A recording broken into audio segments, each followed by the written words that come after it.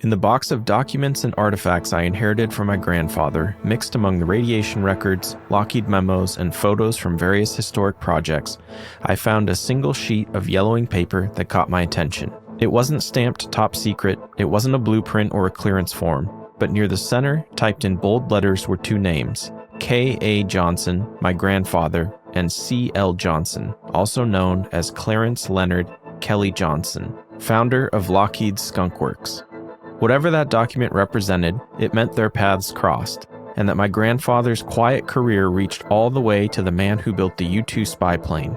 At the time, Kelly Johnson was creating an entirely new kind of aviation, aircraft that could fly higher than radar, farther than any jet before, but before he could build it, he had to build the place to test it. And that meant carving a runway out of the most remote expanse of the Nevada desert, a dry lakebed called Groom Lake. It would become the birthplace of the U-2, the A-12, and every aircraft that pushed beyond what was officially possible. To the world, it would be known by another name, Area 51. Today we follow that document, the connection between two Johnsons, into the origins of Skunk Works, the creation of the U-2, and the secret base built to test the future. I'm Nick Johnson. This is Archive Unknown. NBC News brings to you from the White House in Washington an address by President Kennedy declared to be officially of the highest national urgency. Good evening, my fellow citizens. This government has maintained the closest surveillance of the Soviet military buildup on the island of Cuba. I occasionally think how quickly our differences worldwide would vanish if we were facing an alien threat from outside this world. And yet, I ask you, is not an alien force already among us? What could be more alien to the universal aspirations of our peoples than war and the threat of war?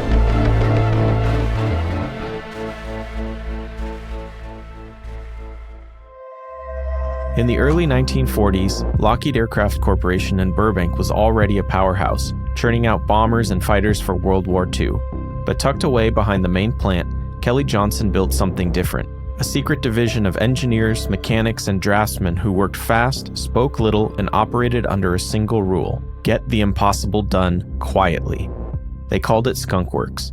The name started as a joke, borrowed from a moonshine still in a comic strip, but it became synonymous with innovation born in secrecy. Johnson's methods were unorthodox. He cut through bureaucracy, hired only people he trusted, and kept the team so small that classified projects could move from drawing board to flight test in months, not years. During the war, that team created the P-80 Shooting Star, America's first operational jet fighter, designed and built in just 143 days. It proved that Lockheed could out-innovate entire government agencies if the red tape stayed outside the hangar. After the war, the world changed. So did Skunk Works. The Cold War demanded new eyes, new speed, and new altitude. Soviet air defenses were rising higher, reconnaissance flights were disappearing. America needed an aircraft that could fly above everything, beyond interception, beyond detection, beyond reach. That challenge landed on Kelly Johnson's desk in 1954. The request came from the newly formed CIA and the US Air Force. Build a plane that could cruise at 70,000 feet, carry a camera sharper than any ever made, and stay secret. At Burbank, Johnson gathered his trusted core and began what became Project Aquatone, the cover name for the U-2. They worked in a fenced-off corner of the Lockheed plant, behind locked doors and blacked-out windows, under armed guard. Most of the company had no idea what was being built, and that's where the next piece of this story begins. In a desert so remote that even the map makers left it blank, Kelly Johnson needed a place where no one would see the U-2 until it was ready for the sky. And the solution was a dry Nevada lakebed that would soon gain a name whispered more than spoken: Area 51. By 1955, Kelly Johnson's team had a design ready for flight, the U-2 reconnaissance aircraft. But before it could fly, the CIA needed a runway that didn't exist on any map. They found it on aerial photographs of Nevada, a flat white expanse north of the nuclear test range called Groom Lake. Within weeks, survey crews arrived under a project name that sounded innocent: Watertown Strip.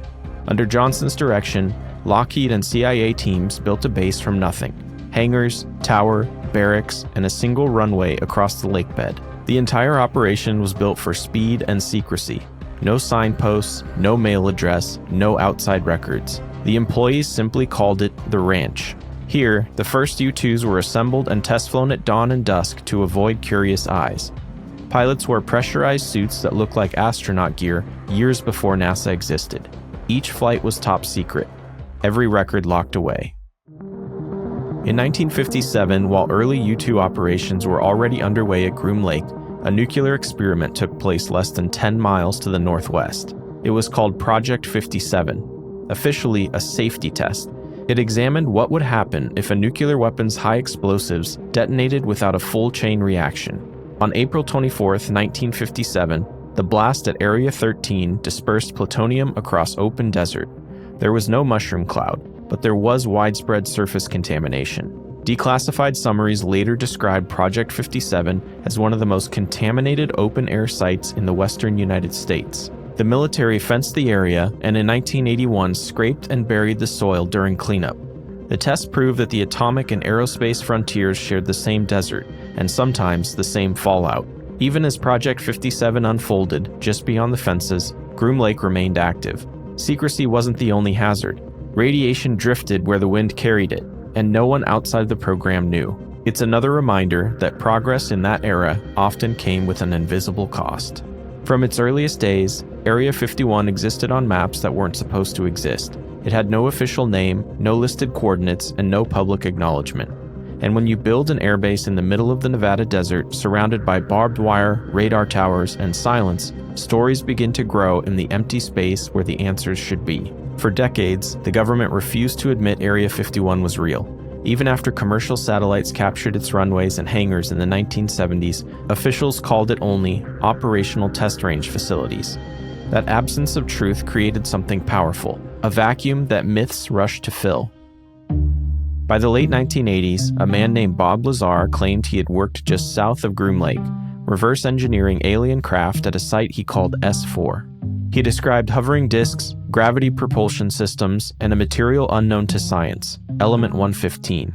His interview ignited a new era of speculation. TV crews staked out the desert, nighttime skywatchers gathered along the highway, and the words Area 51 became shorthand for everything the government might be hiding. Some of those stories trace back to the real aircraft tested here. The U-2, the A-12, and the SR-71 all flew at altitudes and speeds no one believed were possible.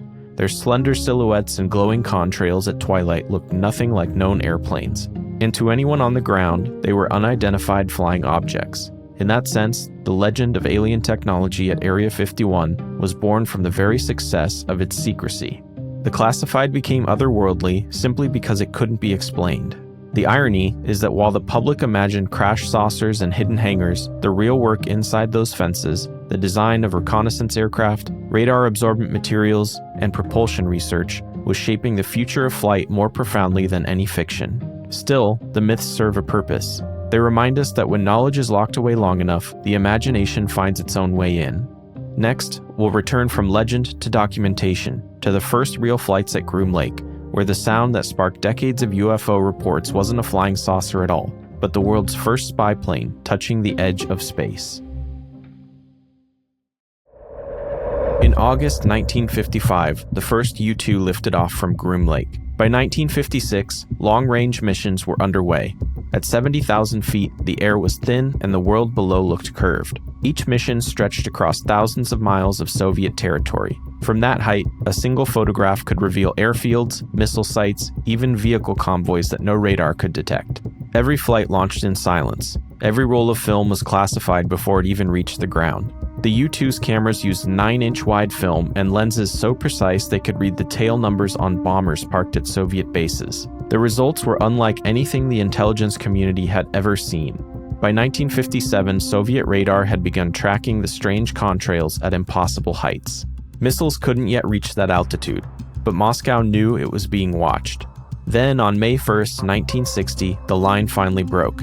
Pilot Francis Gary Powers, flying a CIA U-2 deep over the Soviet Union, was struck by an SA-2 surface-to-air missile. The aircraft shattered at altitude. Powers survived and was captured. Within days, the Soviets displayed the wreckage, and the world learned that America had been spying from the stratosphere. President Eisenhower was forced to admit the truth. The planned US-Soviet peace summit collapsed. And for Kelly Johnson, the U-2, once the aircraft that could fly above danger, had suddenly become too slow and too vulnerable. After Francis Gary Powers was released in a prisoner exchange and returned to the United States, he and Kelly Johnson appeared again. This time not in the headlines, but at my dad's home. My dad was a kid then. He remembers the day clearly. A party at their house, a few Lockheed colleagues, and quiet conversation.